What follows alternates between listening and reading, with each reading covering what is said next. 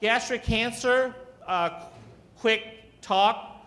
We're going to focus on some of the objectives. We'll quickly on the epidemiology, some of the pathology, symptoms, testings, and then risk factors. And finally, on prevention of gastric cancer. Like I mentioned before, this is another silent killer among Asians, and this is actually really scary. It is the 5th most common cancer in the world. In 2012 alone, almost 1 million new cases worldwide. When you get it, it is extremely deadly as well. It's the 2nd cause of cancer death in the world. Highest region is in Eastern Asia, China, Japan, and Korea. But the lowest region in the world are Africa, Australia. Some of the epidemiology, it's infrequent before age 40, okay? Highest group that we see this gastric cancer business is 60 to 80 years old. It's twice as frequent in men than in women for reasons that we really don't know about. But some of these statistics here in the United States alone, statistically speaking in the US, incidence have actually been decreasing. That could be due to a lot of issues that we're not going to discuss here. The lesions, the cancer itself is more proximal, closer to the esophagus, the food pipe, as opposed to the small intestine. But for some reason, if you just look at women alone here in the United States, Asian women have the highest incidence of all the female, 3 times more common than Caucasian cohorts. And we really do not understand the etiology, the reason why this is, why we're seeing all this. Unfortunately, by the time the patient comes to the hospital or their doctor, 50% of these patients already has advanced disease. The cancer has already spread.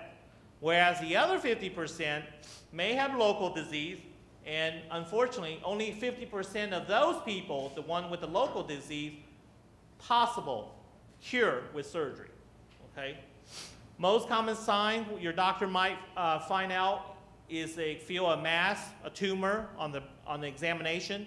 They have swelling of their lymph nodes on CAT scans and so forth and so on, and belly could swell up with water, fluid, what we call ascites. There are 2 major infections that are associated with stomach cancer. One is EBV, or Epstein-Barr virus. It's not 100% conclusive, even though we were able to find this virus in the stomach cancer cell, but exactly how it causes stomach cancer, if that's the case, we really don't know. The other is a bacteria, which you always hear about. It's called H. pylori, Helicobacter pylori, which is a bacterium that lives in the stomach, causes ulcer, but also is associated and causes stomach cancer. But really, the condition is called chronic atrophic gastritis, meaning long-term wear out, peter out stomach inflammation, okay? All these risk factors can lead to that, and that is associated with the stomach cancer.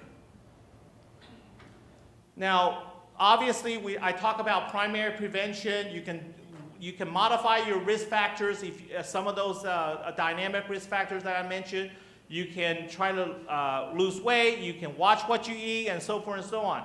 But there is such thing called a secondary prevention. This is kind of a healthcare policy. The goal is to prevent cancer through early detection. Okay, this is really helpful in very high incidence countries like Japan and Costa Rica. In Japan, they use a gas contrast stomach fluorography is done in their mass population because it's so high. And if it's anything abnormal, which is about 13%, they have to undergo scopes with biopsy. So really the best strategy is to stop smoking, eat your fruits and vegetables, avoid salt and smoked foods, eradicate what we call take your medicine to kill off the H. pylori infection, and mass screening high risk. Now, there are really kind of 2 major types of cancers associated with the stomach. Most common is what they call adenocarcinoma, 85% of the time, and that is divided in 2 subtypes, intestinal and diffuse. And then 15% are the lymphoma, the lymph nodes issue, and there's a thing called GIST, gastrointestinal stromal tumors, but those are rare. Now, the intestinal subtype, it resembles colon cancer. It can be polypoid or ulcerated, occurs usually in the distal or the latter part of the stomach toward the small intestine, and has a prolonged precancerous phase. And patients tend to be older, and this kind of is the most common. Diffuse, on the other hand, there's no distinct margin, just kind of a big glob, okay? Patients tend to be younger, and this particular cancer has a worse prognosis. Histopathology speaking, adenocarcinoma is considered early when it's confined to just the very top layer of the lining of the stomach, whether you have lymph nodes or not involved. Otherwise, it's advanced. If the cancer cell spreads beyond that or goes to different organs close by, that's advanced disease. Symptoms, once again, just like chronic hepatitis B, colon cancer, usually there is no symptoms in the early stages, even though the cancer is already there. Or the patient may have some very vague or nonspecific belly discomfort. They could have some heartburn or indigestion, have some bloating after meals, or they could have just weight loss, but they're not trying to lose weight. Anorexia, which is poor appetite, nausea and vomiting, and just generalized weakness and fatigue. All those are possible symptoms associated with gastric cancer, stomach cancer.